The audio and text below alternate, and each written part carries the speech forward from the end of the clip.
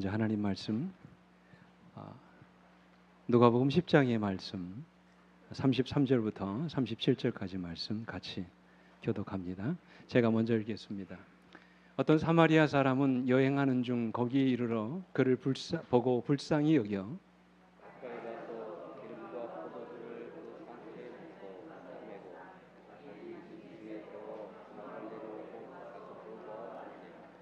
그 이튿날 그가 주막 주인에게 데나리온 둘을 내어주며 이르되 이 사람을 돌보아 주라. 비용이 더 들면 내가 돌아올 때 갚으리라 하였으니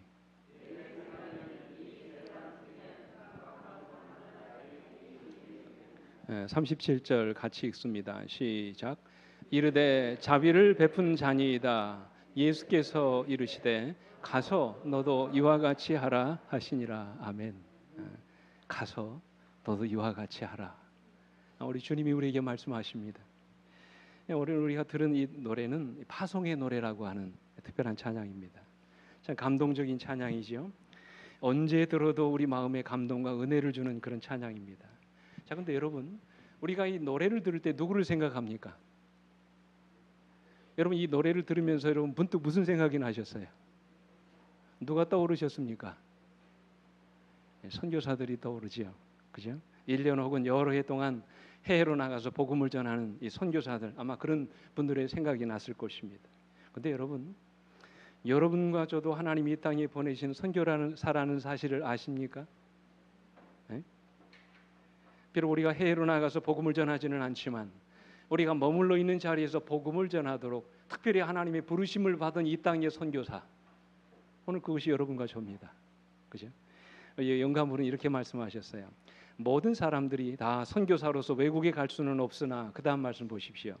자기의 가족과 이웃들을 위해서 전도하는 가정의 선교사들은 될 수 있다. 그리스도께서는 자기의 이름을 믿는 모든 사람들에게 누구로서? 선교사로서 너희는 온 천하에 다니며 만민에게 복음을 전파하라고 말씀하셨다. 오늘 이것이 여러분과 저를 향한 하나님의 명령임을 잊지 않게 되기를 간절히 바랍니다. 특별히 오늘 시간은 후반기 전도회에 인도할 한 영혼의 이름을 하나님 앞에 서약하는 영혼구원 서약식입니다.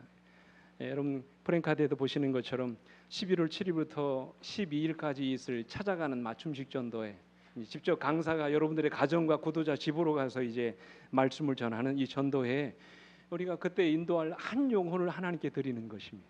우리의 헌신을 새롭게 다짐하는 그런 시간입니다. 이 시간 하나님이 선교지로 나가는 우리 모두의 마음속에 영혼 구원에 대한 뜨거운 열정을 이 시간 우리 모두에게 허락해 주시기를 간절히 바랍니다. 그래서 이 시간 우리 모두가 다 하나님 나라의 위대한 선교사로 거듭나는 이 놀라운 역사가 있게 되기를 간절히 바랍니다. 우리가 어떻게 하나님 나라의 선교사가 될 수 있을까요? 여러분과 제가 다 그렇게 되기를 원하십니까? 한 개신교회, 큰 대형 교회에서 그 교회 담임 목사님이 자기 교회에 출석하는 1000명의 신자들을 대상으로 이런 질문을 했대요. 당신은 선교사인데 왜 전도하지 않습니까? 그렇게 물었답니다. 복음 전도의 사명이 다 우리에게 있음에도 불구하고 우리가 전도하지 않은 이유가 뭡니까? 물었습니다. 뭐라고 대답한 줄 아세요? 어떤 분은 전도하는 것이 창피하고 부끄럽습니다. 또 어떤 분들은 전도하다가 당할 인격적인 모욕과 수모가 두렵습니다. 어떤 분들은 나에게 전도할 만한 뭐가 없다고요? 나에게는 은사가 없습니다. 어떤 분들은 내가 왜 전도해야 되는지 그 이유를 모르겠습니다. 어떤 분들은 전도해 본 경험이 없어서 자신이 없습니다.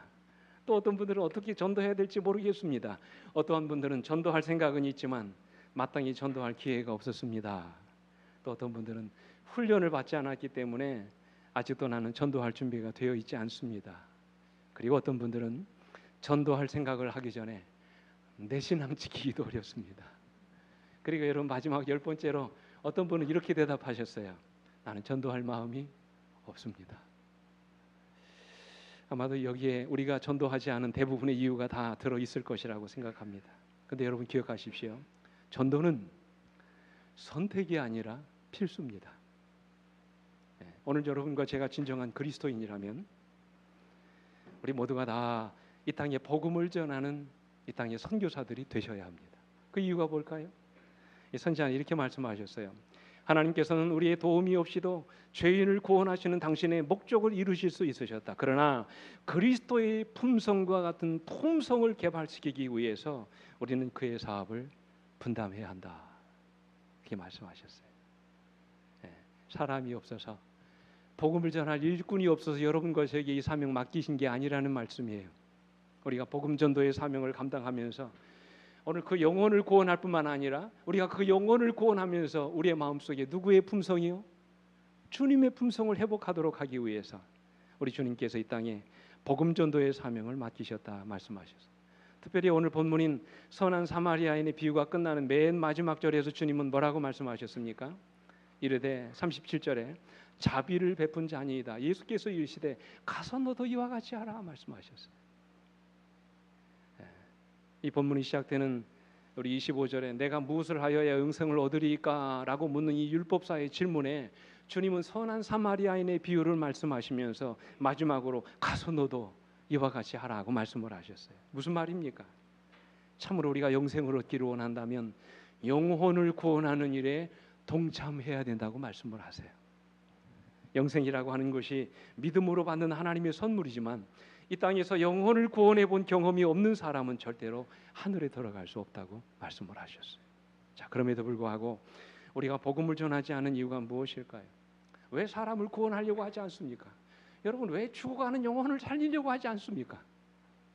오늘 본문에 나오는 이 선한 사마리아인의 비유를 통해서 먼저 우리가 그 이유를 살펴보고 이 땅에 우리가 복음을 전하는 사람이 되기 위해서 반드시 품어야 될 가장 기본적인 마음이 무엇인지를 이 시간 말씀을 통해서 이 시간 함께 찾아보기를 원합니다. 첫째로 우리가 전도하지 않은 가장 중요한 첫 번째 이유는 우리의 무관심 때문입니다. 인정하십니까? 여러분, 우리의 무엇 때문이라고요? 무관심 때문이에요. 뭐가 없는 것입니까? 관심이 없는 거지요. 모르는 것이 아닙니다. 우리는 다 알고 있어요. 몰라서 그랬다면 그건 전혀 문제가 되지 않습니다. 가르치면 되지요. 그러나 우리는 수도 없이 전도해야 된다는 말씀을 듣습니다. 그것이 우리의 사명이고 이 땅에 교회가 존재하는 목적인 것을 우리는 다 알고 있습니다.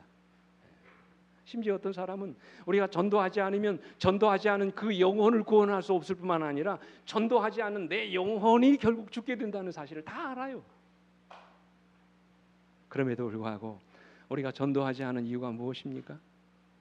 관심이 없어요. 그들이 죽든 말든 나와 아무 상관이 없다고 생각하기 때문입니다. 영혼의 가치를 모르는 것이요.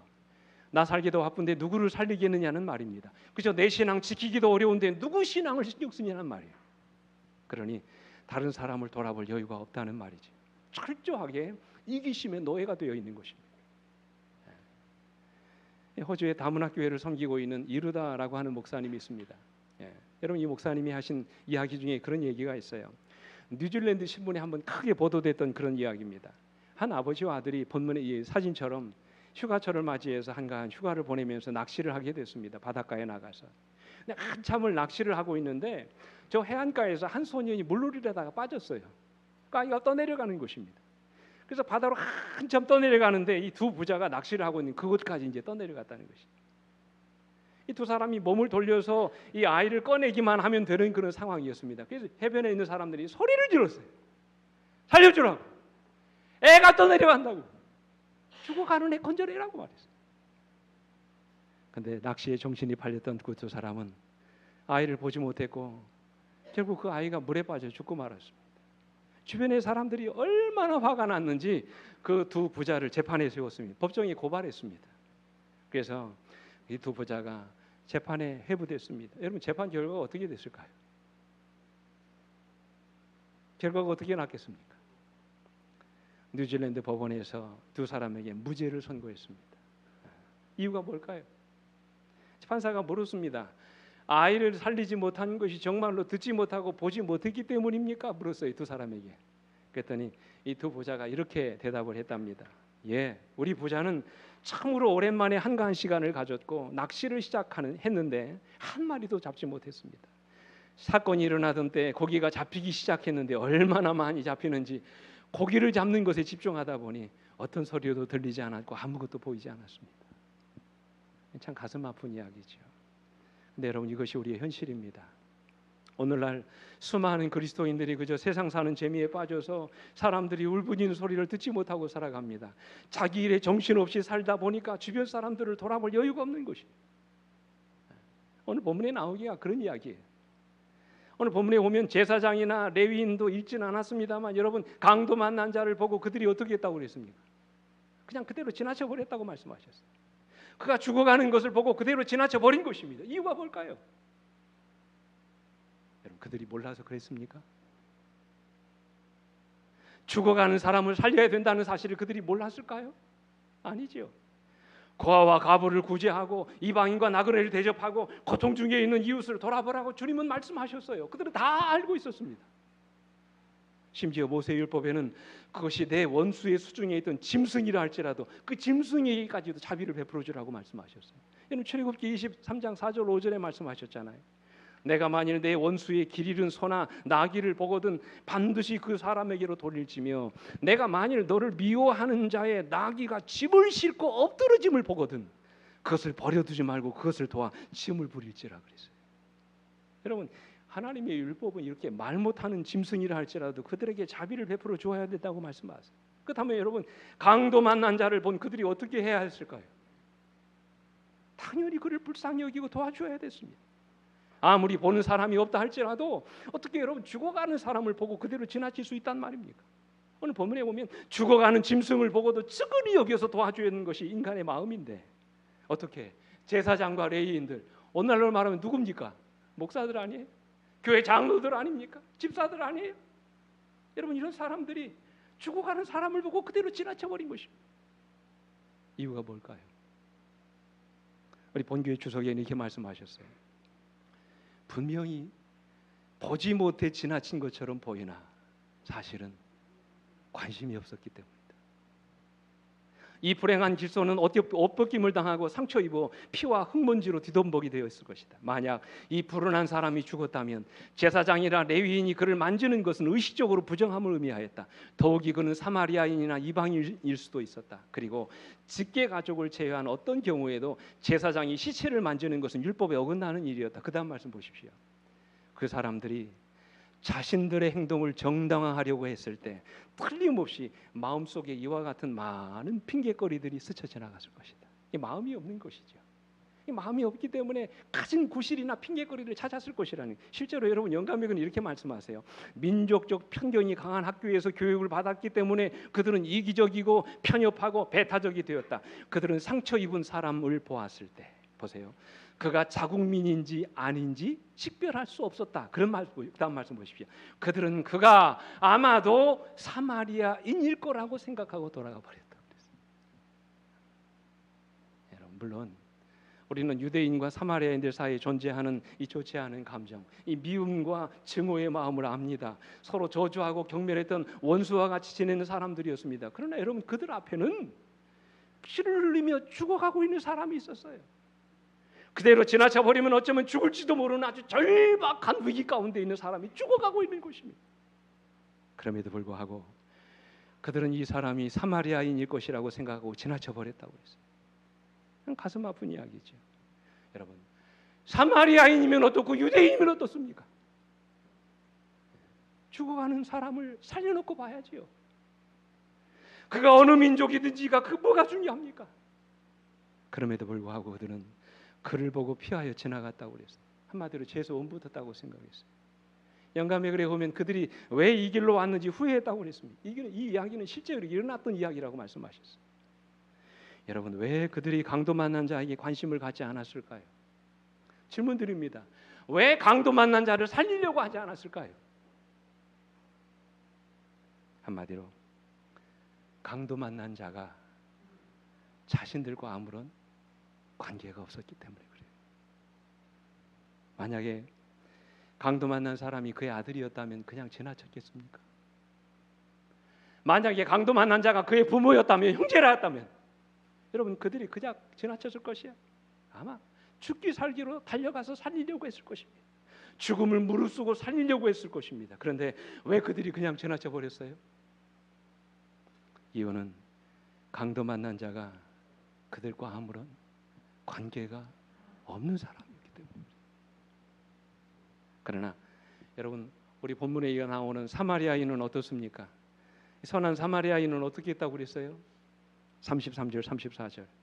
어떤 사마리아 사람은 여행하는 중 거기에 이르러 그를 보고 불쌍히 여겨 가까이 가서 기름과 포도주를 그 상처에 붓고 싸매며 자기 짐승에 태워 주막으로 데리고 가서 돌보아주니라 그랬어요. 아마도 그 일은 이 선한 사마리아인에게도 매우 위험한 일이었을 것입니다. 자칫 잘못했다가 자기 목숨이 위태로워진 그런 상황을 만날지도 모르는 그런 일이었습니다. 그도 어쩌면 강도를 만나 죽을지도 모르는 위기의 상황 속에 그가 있는 것입니다. 그럼에도 불구하고 어떻게 했다고요? 가까이 가서 강도 만난 자의 상처를 싸매주고 그를 주막으로 데리고 가서 그를 돌봐주었다고 말씀하셨어요. 그 부분에 대해서 영감이 이렇게 말씀하십니다. 보세요. 그를 보자 그는 동정심을 가지게 됐다. 자, 뭐를 가지게 됐다고요? 동정심을 가지게 됐다. 내 일이라고 생각한 것이지. 내 가족이라고 생각한 것입니다. 내 자식이라고 생각한 것이에요. 내 형제라고 생각한 것입니다. 그는 이 낯선 사람이 유대인이든 이방인이든 문제시하지 않았다. 만약 유대인이라면 그리고 그 상황이 정반대의 경우라면 그 사람은 그의 얼굴에 침을 뱉고 멸시하면서 지나갔을 것이라는 사실을 사마리아인은 잘 알고 있었다. 그러나 그는 이런 것 때문에 주저하지 않았다. 그는 이곳에서 지체하면 자신도 폭행당할 위험이 있다는 것도 생각지 않았다. 도움이 요구되고 고통을 당하는 한 인간이 그의 앞에 있는 것만이 문제였다. 보세요. 사람을 대하는 자세가 다르죠. 영혼을 바라보는 가치관이 달랐어요. 제사장이나 레위인은 강도 만나 쓰러져 있는 행위를 보고 그저 사마리아인일 거라고 생각하고 지나갔지만 선한 사마리아인은 그가 어느 민족 어느 나라 사람인지를 보지도 않고 그의 도움이 아니면 죽을 수밖에 없는 불쌍한 사람이 그저 쓰러져 있는 것만을 봤던 것입니다. 내가 돕지 않으면 그대로 죽을 수밖에 없는 그 불쌍한 인간, 절망 가운데 그대로 죽을 수밖에 없는 불쌍한 그 한 인간을 본 것입니다. 차이가 무엇입니까? 이 선한 사마리아인에게는 제사장과 레위인에게 없는 그 무엇이 있었어요. 그게 뭘까요? 그것은 바로 영혼에 대한 사랑입니다. 그 사랑이 사마리아인의 걸음을 멈추게 했던 것입니다. 기억하십시오. 사랑이 있으면 관심을 갖게 돼 있어요. 사랑이 있으면 남들이 보지 못하는 것을 보게 됩니다. 사랑을 가지면 불쌍히 여겨 다가가게 되고 그들의 상처를 싸매주고 되고 그들을 돌봐주게 되는 것입니다. 중요한 것은 오늘 우리 안에 영혼을 향한 사랑이 있느냐는 것입니다. 사랑하는 성도 여러분, 오늘 여러분의 마음속에 이 시간 영혼에 대한 불붙는 듯한 사랑을 이 시간 우리 마음 가운데 허락해 주시기를 간절히 바랍니다. 이 법정 용어 가운데 제노비스 케이스라고 하는 이 법정 용어가 있습니다. 혹시 여러분 이 사건을 아십니까? 1964년 캐티 제노비스라고 하는 한 여인이 살해됩니다. 뉴욕에서 있었던 일입니다. 근데 여자가 38분 동안 이 공격을 받고 있는 그 동안 이 살인자의 강도에 의해서 찔림을 받고 이제 죽어가고 있는데 그 모습을 목격한 38명의 사람들이 창문을 닫고 바라보았다는 사실. 근데 누구도 경찰에 신고하지 않았어요. 후에 그들이 재판을 받았는데 38명의 증인들이 목격자들이 하는 말이 뭐라고 했는지 아세요? 다른 사람들이 도와줄 줄로 생각했다는 거예요. 여기서 제노비스 신드롬이라는 말이 나왔어요. 어떤 도움이 필요한 상황이 생겼을 때 주변에 사람들이 많이 있으면 있을수록 사람들의 책임이 분산된다는 거예요. 내가 적극적으로 나서지 않아도 아마 저 사람이 도와줄 거라 생각한다는 것입니다. 오히려 한 사람이 목격하면 적극적으로 도와주는데 도와주는 바라보는 목격자가 많으면 많을수록 실제적으로 도와주는 사람이 없다는 말이에요. 내가 아니더라도 아마 누군가가 하겠지 생각한다는 것이죠. 사랑하는 성도 여러분, 우리는 어떻습니까? 나와 이해관계가 조금이라도 있는 사람들에게는 사랑을 베풀고 관심을 가지지만 나와 아무런 상관이 없는 사람들은 혹시라도 나의 관심 밖으로 버려져 있지는 않으십니까? 세상에 힘 있고 능력 있는 사람에게는 관심을 갖고 있지만 힘없고 가난한 사람에게는 아무런 관심도 애정도 갖지 않고 살아가고 있지는 않으십니까? 사실 오늘 이 제사장과 레위인의 이야기가 우리의 이야기예요. 복음의 지경을 넓히지 못하고 철저하게 그저 우리들만의 울타리 밖을 벗어나지 못하는 우리 재림교인들의 이야기예요. 마치 주님께 누가 내 이웃이니까라고 물었던 율법사처럼 우리는 아직도 우리들만의 울타리를 벗어나지 못하고 마치 우물 안의 개구리들처럼 우리들끼리만 아웅다웅하며 살아가고 있는 것입니다. 바라기는 오늘 여러분과 저의 복음의 지경을 넓히시게 되기를 간절히 바랍니다. 나와 이해관계가 없는 사람들에게까지도 여러분의 복음 지경을 넓히시게 되기를 간절히 바랍니다. 철저하게 유대민족이라고 하는 울타리를 벗어나지 못하고 자기들만의 공동체에 갇혀 살았던 유대인들처럼 오늘 우리 이웃의 폭을 넓히지 못하고 교회라고 하는 울타리 안에 갇혀서만 살지 말고 이제는 더 넓은 세상으로 더 많은 사람들을 향하여 다가가시게 되기를 간절히 바랍니다. 그 일을 위해서 정말로 우리에게 필요한 것이 있다면 그것은 영혼에 대한 사랑이에요. 그죠? 오늘 여러분과 저의 마음속에 더 많은 영혼을 품을 수 있는 영혼에 대한 사랑이 불붙게 되기를 이 시간 간절히 바랍니다. 영감이 그런 이렇게 말씀하세요. 이 사랑은 그저 우리가 마음 먹는다고 생기는 것이 아닙니다. 내가 노력한다고 해서 내 마음속에 이런 사랑이 생기는 것이 아닙니다. 영감이 그런 이렇게 말씀하세요. 우리는 다른 사람을 사랑하려고 애쓰는 것만으로는 결코 이런 정신을 가질 수 없다. 필요한 것은 그리스도의 사랑이 우리 마음 가운데 있어야 한다. 그 다음 말씀이요. 자아가 그리스도께 몰입될 때 사랑은 저절로 생겨나게 된다 그랬어요. 여러분, 우리의 자아가 누구에게 몰입될 때? 그리스도에게 몰입될 때 이 사랑이 저절로 우리 안에 생겨나게 된다고 말씀하죠. 다시 말해서 그런 사랑은 예수 그리스도께서 우리 안에 계신 결과로 나타나는 것이라고 말씀하셨어요. 이어지는 말씀 보십시오. 그리스도께서 거하시는 마음에는 사랑의 결핍이 일어날 수 없다. 그 다음 말씀, 우리가 그리스도와 연결되면 우리는 우리의 동료 인간들과도 사랑의 금고리로 연결될 것이다. 그렇게 되면 그리스도께서 가지셨던 긍휼과 동정심이 우리의 생애에 나타나게 될 것이다. 여러분, 이 비유에 나오는 선한 사마리아인은 누구를 대표하는 것입니까? 예수 그리스도를 대표한다고 말씀을 하셨어요. 우리 구주께서 인간의 사랑이 필적할 수 없는 큰 사랑을 우리에게 보여주셨어요. 우리가 상처 입고 죽게 됐을 때 그분은 우리를 불쌍히 여기셨습니다. 그분은 우리를 피해 도망가지 않으셨습니다. 우리로 속절없이 아무 소망도 없이 죽도록 버려두지 않으셨어요. 그분은 하늘 영광의 보좌를 버리시고 이 땅에 오셨어요. 우리와 같은 인간의 몸을 입으시고 우리를 대신하여 십자가에 돌아가셨어요. 당신이 몸소 십자가의 상처를 입으시고 오늘 여러분과 저에게 영원한 생명을 주시기 위해서 당신의 생명을 버리셨어요. 이 엄청난 사랑을 우리가 받은 사람들입니다. 그러므로 사랑하는 성도 여러분, 오늘 이런 사랑으로 여러분의 이웃들을 바라보게 되기를 간절히 바랍니다. 오늘 우리는 어떻습니까? 우리는 어떤 눈으로 우리 주변의 영혼들을 바라보고 있습니까? 영적으로 강도를 만나 죽어가는 영혼들이 우리 주변에 얼마나 많습니까? 죄와 죽음 속에 노예가 돼서 아무 소망도 없이 죽어가는 속절없는 인간들이 얼마나 많습니까? 그러한 영혼을 바라보면서 혹시 여러분 이 자리에 피하여 도망가고 있는 사람은 있지 않습니까? 우리의 도움이 아니면 죽을 수밖에 없는 그들을 보면서도 혹시 한순간도 여러분 그대로 지나쳐 버리지 않으셨습니까? 이제 우리 모두 이 영혼들에 대한 사랑을 회복할 수 있게 되기를 간절히 바랍니다. 그리스도의 사랑이 우리 안에 회복되기를 간절히 바랍니다. 오늘 말씀을 듣는 여러분과 저의 심령 속에 그리스도의 사랑이 이 시간 불타오르게 되기를 간절히 바랍니다. 둘째로 우리가 전도하지 않은 이유는요, 전도를 자꾸 은사라고 생각하기 때문에 그래요. 이 문제가 뭐냐면 나에게는 뭐가 없다는 거예요. 전도의 은사가 없다고 생각합니다. 그래서 전도는 누구만 하는 거다? 전도 잘하는 목사님이나 전도사님이나 아주 말 잘하는 장로님이나 집사님들만 하는 거라고 생각합니다. 기억하십시오. 전도는 은사가 아닙니다. 성경 그 어느 것도 이 전도를 은사라고 말씀하지 않으세요. 바울은 내가 복음을 전할지라도 내가 자랑할 것이 없나니 이것은 내가 부득불 할 일임이라고 말씀하셨어요. 오늘 여러분과 제가 그리스도를 믿고 그리스도인이 됐다면 그것은 여러분 오늘 여러분과 제가 해야 할 필생의 사업이라고 말씀하셨어요. 이 중세 기독교가 가지고 온 가장 큰 폐단 중에 하나가 이 잘못된 성직자 의식입니다. 평신도와 성직자를 구분해 버렸어요. 그래서 교회 안에 모든 중요한 일들은 다 누가 해야 된다고요? 성직자들이 해야 된다고. 그저 우리는 교회 가서 말씀 듣고 그저 교회 섬기고 그저 헌금하고 그게 다라고 생각하는 것입니다. 아니, 절대로 그렇지 않습니다. 물론 여러분 교회가 특별한 사역을 위해서 사람들을 따로 세우는 것은 맞습니다. 자식이 재능에 따라서 봉사하도록 구분하는 것은 매우 성서적입니다. 여러분, 그러나 그것이 우리가 마땅히 해야 될 복음 전도의 사명을 다 그들에게 맡겨도 된다는 말은 아니에요.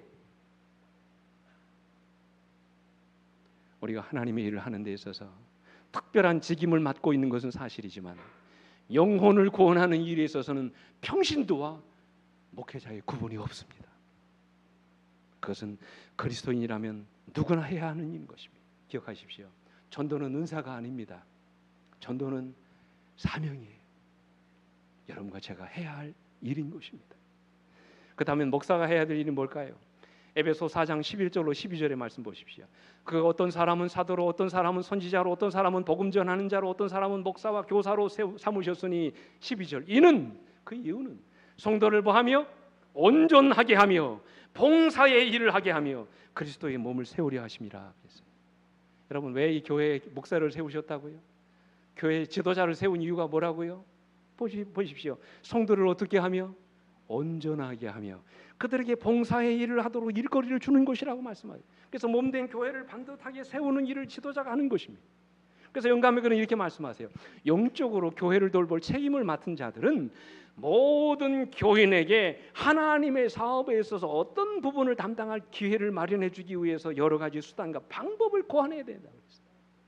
그러니까 여러분 목사가 할 일은 앞에 전면에 나서서 일하는 것이 아니라 여러분들이 일할 뭐를 찾아주는 일이에요?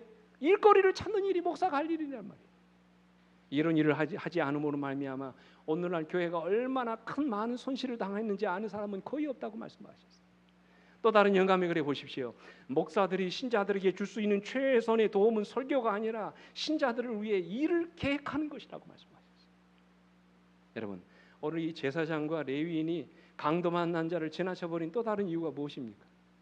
왜 그랬을까요? 내 일이 아니라고 생각한 거예요. 그저 나는 매일같이 성전에서 말씀 선포하고 거룩한 제사를 드리는 일이지 강도 만난 자를 도와주는 것은 자기 위신을 떨어뜨리는 일이라고 생각했어요. 더구나 거룩한 하나님의 일을 하는 그들에게 부정한 피를 만지는 것은 합당치 않은 일이라고 생각하는 것입니다. 그러나 오늘 여러분 주님이 그들에게 하신 말씀이 뭐예요? 마지막으로 주신 말씀이 뭐예요? 가서 너희도 이와 같이 하라고 말씀하셨어요. 기억하십시오. 사람을 살리는 일에는 그 누구도 예외일 수 없다는 사실을 기억하시게 되기를 간절히 바랍니다. 영혼을 구원하는 일에는 그 누구도 예외가 아니라는 사실을 여러분 기억하시게 되기를 간절히 바랍니다. 그것은 우리 모든 그리스도인들이 마땅히 감당해야 하는 일이에요. 그래서 영감님은 이렇게 말씀하세요. 그리스도인임을 공언하는 사람들 중에 그리스도인은 그리스도를 대표해야 된다는 사실을 잊어버리고 있는 사람들이 많다. 가정 내에서, 이웃 간에, 교회에서, 그리고 우리가 어디에 있든지 남의 유익을 위하여 실제적으로 자아를 희생하지 않은 한 우리가 무엇을 공언하든지 간에 우리는 그리스도인이 아니다. 시간이 많이 갔습니다만 고구마 전도왕으로 유명한 김기동 집사라는 분이 이분이 지금 목회자가 됐습니다. 근데 이분이 쓰신 책에 보면 이런 재미난 아주 감동적인 이야기가 있어요. 이분이 아주 큰 기업을 2개를 운영하는 지금은 중소기업의 큰 사장인데 이분이 예수 믿고 난 다음에 초신자 때는 굉장히 가난했대요. 여러분 가난한 사람이 늘 안고 살아야 되는 걱정이 뭡니까? 집 걱정이죠. 전셋집을 얻었는데 그렇죠. 전세금 올라가면 또 다른 집으로 이사 가고 하는 그런 번거로움을 겪은 것입니다. 이사철만 되면 아주 스트레스를 받았어요. 싼 집을 구하러 다니라고 정신없이 돌아다닌 것입니다. 한 번은 반지하에 살다가 이제 전세값이 오르는 바람에 이제 집을 옮기게 됐습니다. 이곳저곳 다니면서 복도방을 들어갔습니다. 그리고 복도방 들어가서 뭐라고 했냐면 싼 방 하나 좀 집 하나 있으면 좀 혹시 소개해 주십시오 그랬어요. 한참 복도방 주인이 떠들러 보더니 그 싼 집이 하나 있기는 한데 젊은 사람이 살기가 조금 그런데 그러더라는 거예요. 왜 그러냐고. 폐가 아파트가 하나 있다는 것이에요. 어떻습니까? 소개해달라고 그랬어요. 근데 좀 미안하지만 2년 동안 그 집에 사는 사람이 없었다는 거예요. 왜 그러냐고. 왜 산 사람이 없었냐고 그랬더니 폐가라는 거예요. 이상하게 그 집만 들어가면 3개월만 되면 사람이 죽어나간다는 거예요. 남편이 죽어나고 아내가 죽어가고 집안 식구들 한 사람 가운데 꼭 한 사람이 죽어서 그 집을 나간다는 거예요. 그래서 당신은 아직 젊은데 괜히 이 엉뚱한 집 폐가 소개시켜줬다가 집안에 하나 누구 죽어나면 큰일 나지 않는 거예요. 꺼리는 것입니다. 그 집이 바로 경기도 과천에 있는 주공아파트 404동 605호였습니다. 누구도 권하려고 하지 않는 것입니다. 나는 예수 믿는 사람이라고 뭐 그까지 아무 상관없다고 나한테 주라고 주인 불러오라고 그래요. 대전에 사는 주인을 불러 올렸습니다. 이제 복도방 주인과 세 사람이 마주 앉아서 계약을 하는데 주인이 계속 물어보더래요. 정말 괜찮으시겠어요? 괜찮으시겠어요? 여러 번 물어보더라는 거예요. 전혀 문제되지 않습니다. 나에게 해주십시오. 싼값에 주셔서 감사합니다. 도장을 찍었습니다. 그리고는 이제 집에 왔습니다. 집 식구들을 다 불러 모으고 예배를 드렸습니다. 그 부인과 아이들에게 말했답니다. 얘들아, 이제 우리 귀신이 사는 집으로 이사를 간다. 우리는 예수 그리스도를 믿는 사람들 아니야. 두려워하지 말고. 이제 우리 하나님께서 좋은 집 싸게 잘 사게 하셨으니 조금 더 염려하지 말고 우리 집 이사 가자 그랬어요. 가족들의 동의를 얻었습니다. 그래서 온 식구들이 이사를 왔습니다. 이사를 왔는데 주변 사람들이 그냥 이상한 눈으로 호기심 반, 의심 반 쳐다보는 것입니다. 아이고, 다 바라보는 눈길이 어떻습니까? 또 불쌍한 가족 하나에 죽어서 나가겠구만. 다 그런 눈치로 쳐다보더라는 거예요. 근데 이상하게 여러분, 3달이 지났는데도 아무 일이 안 해요. 6개월이 지났는데 죽어가는 사람이 없는 것이죠. 그때 여러분, 이 김기동 집사가 사람들 만날 때마다 안녕하십니까? 저는 과천 어느 교회 다니는 김아무개 집사입니다 하면서 복음을 전하는 거예요. 놀라운 일이 일어났어요. 오히려 1년이 되는 그 시간에 자기가 경영하던 회사가 크게 성장해가지고 직원들이 수백 명으로 늘어났습니다. 2년 만에 큰 부자가 된 것입니다. 귀신이 살아가지고 죽어나가던 집안이 흉가에 들어가가지고 사람이 큰 부자가 된 것입니다. 이 광경을 보고 복덕방 부부가 예수님을 믿었습니다. 이 본 주인의 주인 부부가 예수님 앞에 나왔어요. 404동에 사는 이 주민들 절반 가까이 다 예수님 믿고 교회에 나오게 됐다. 놀라운 사실은 이 사람이 나중에 큰 부자가 돼가지고 40평 아파트로 당첨돼가지고 이사를 가게 됐는데 404동 주민들이 다 나와가지고 그 잔치를 벌였다는 거예요. 책에 나옵니다. 그 책에서 그는 이렇게 전도했답니다. 여러분, 예수 믿으세요. 예수님 믿으면 귀신 잡신 문제가 되지 않습니다. 세상의 모든 문제가 사라집니다. 예수 믿으면 복 받습니다. 놀라운 사실은 과천에 있는 그 404동 한 동 전체가 지금도 전체가 다 예수 믿고 한 교회에 다닌다는 사실. 사랑하는 성도 여러분, 전도는 은사가 아닙니다. 전도는 사명입니다. 우리가 그리스도인이라면 우리는 누구나 다 복음을 전하는 전도자가 되어야 하는 것입니다. 때를 얻든지 못 얻든지 복음 전하는 일에 열심을 내게 되기를 간절히 바랍니다. 여러분과 저를 통하여 이런 놀라운 역사를, 기적의 역사를 만들어 주실 줄 믿습니다. 마지막으로 우리가 전도하지 않은 이유는 짧게 말씀드립니다. 자꾸 전도를 어렵게 생각을 해요. 그렇죠? 그래서 전도를 너무 지식 위주로만 생각합니다. 전도하려면 우리 교회 28개 교리 다 외워야 되고 성경절들 막 구줄구줄이 다 외워야 되고 적어도 내가 믿는 신앙에 대해서 뭔가 소개할 수 있는 어떤 성경적인 지식이 있어야 된다고 생각을 합니다. 기억하십시오. 전도는 입으로 하는 것이 아닙니다. 전도는 삶으로 하는 것이에요. 전도는 말로 하는 것이 아니라 우리의 삶으로 보여주는 것이에요. 여러분, 전도가 무엇입니까? 내가 믿는 하나님 소개하는 것 아닌가요? 내가 만난 예수님 소개하는 것 아니겠습니까?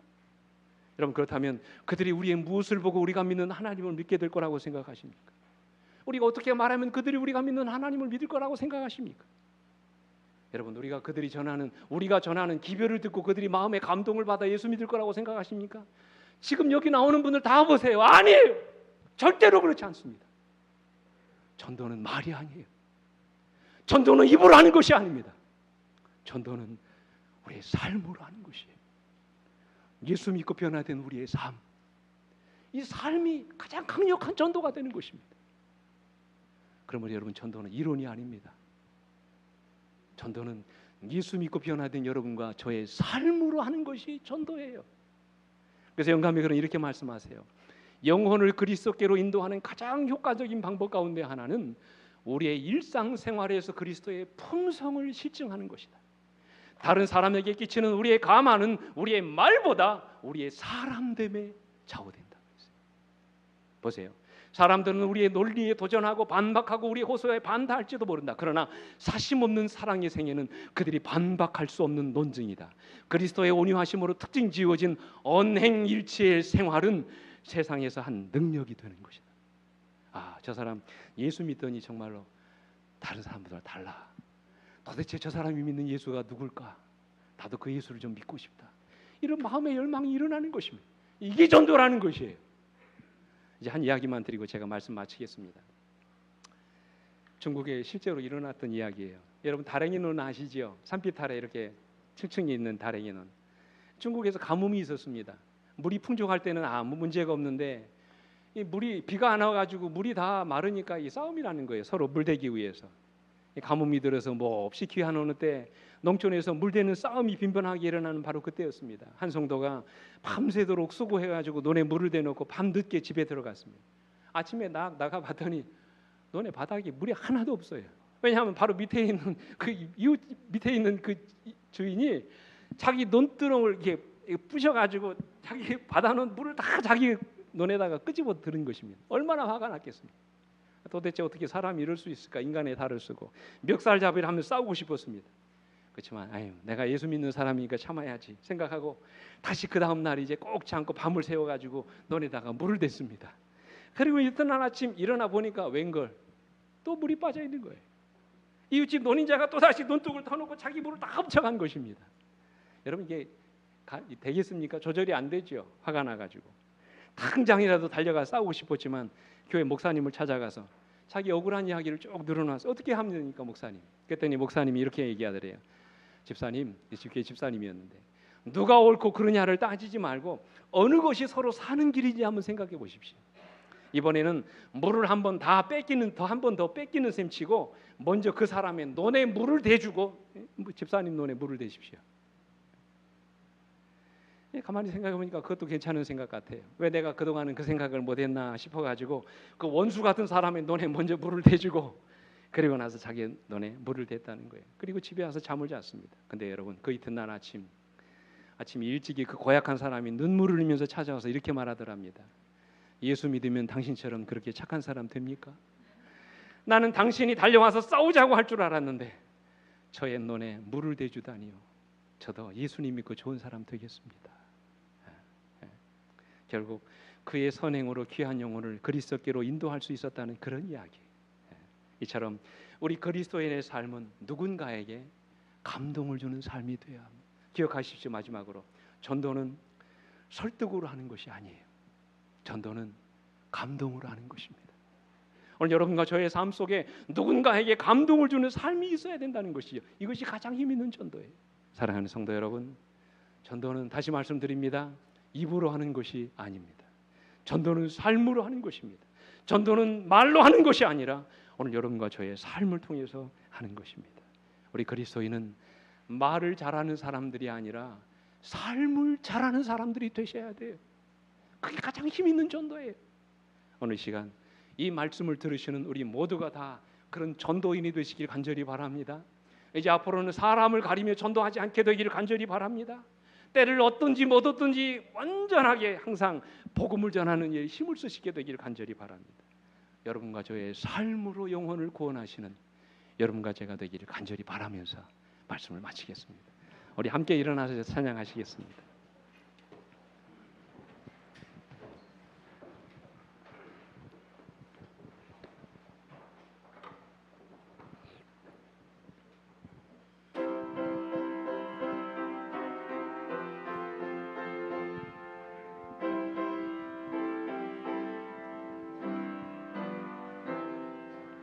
너는 너무 큰 일만을 생각하면서 먼데 비출 생각만 말라.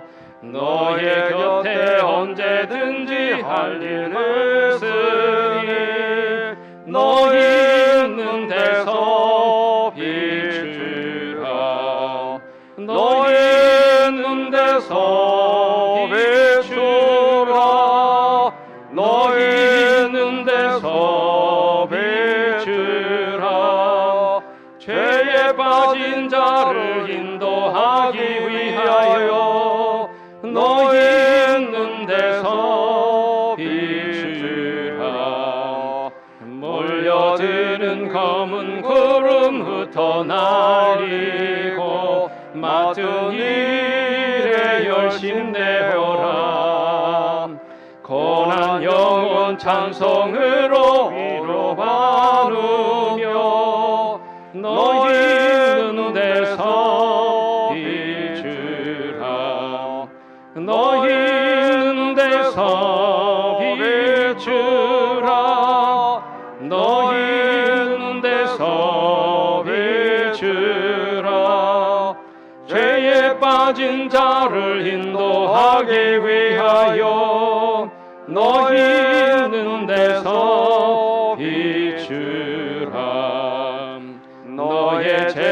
쓰일 곳을 힘써 찾아서 새벽부터 나가이 하라.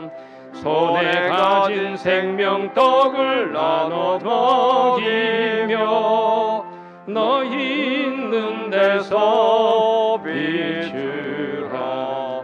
너희 있는 데서 비추라. 너희 있는 데서 비추라. 죄에 빠진 자를 인도하기 위하여 너희 있는 데서 비추라.